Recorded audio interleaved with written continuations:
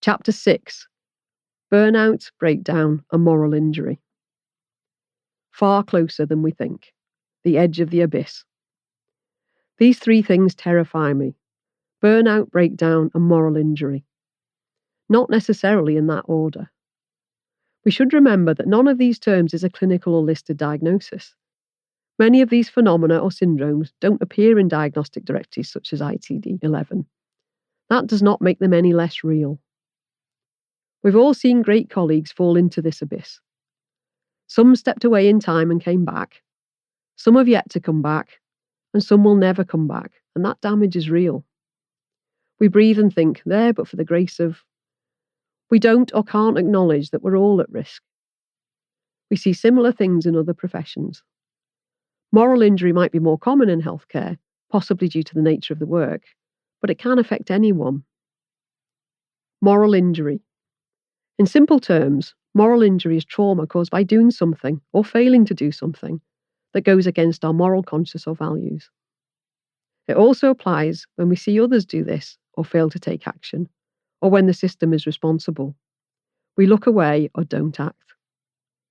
It results in guilt and shame, much like PTSD, which we'll come to look at later.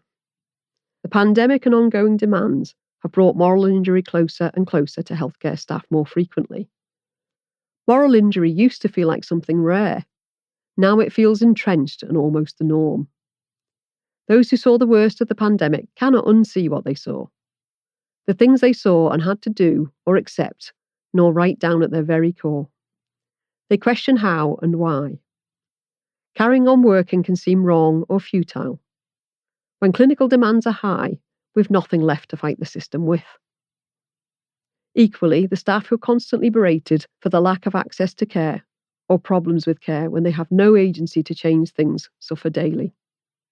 As a result, taking action becomes increasingly difficult until all we can do is try and suppress these feelings. We're only human. The levels of moral injury vary with how significant the gaps in care are and how often we see them. They also vary according to the patient's situation, how others around them react, and how we manage our initial reaction. Burnout. This is consistent work-related stress leading to physical and emotional exhaustion.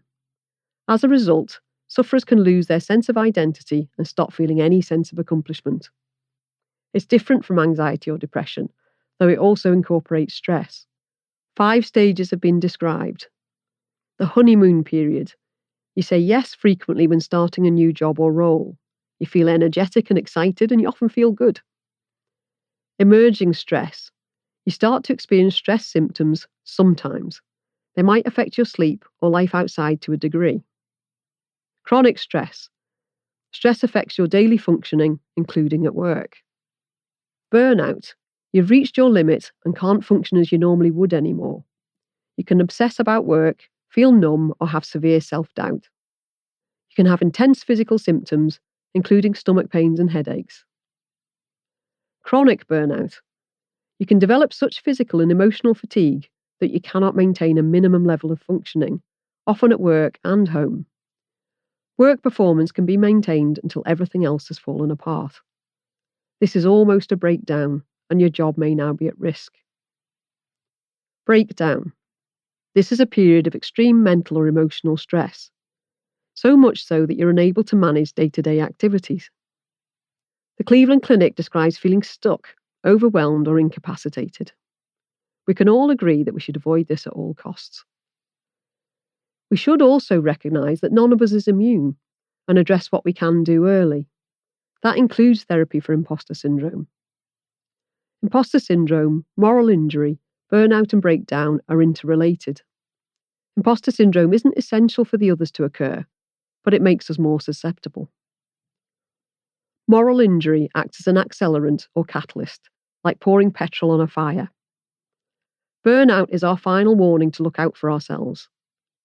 Breakdown is a final warning, and no job is worth that. Not even one that's as rewarding and essential and life-saving as ours. I should repeat that as it's so important. No job is worth that. We see how colleagues who leave are replaced and quickly forgotten. We don't always translate that to ourselves, though. So we can feel that the system can't cope without us.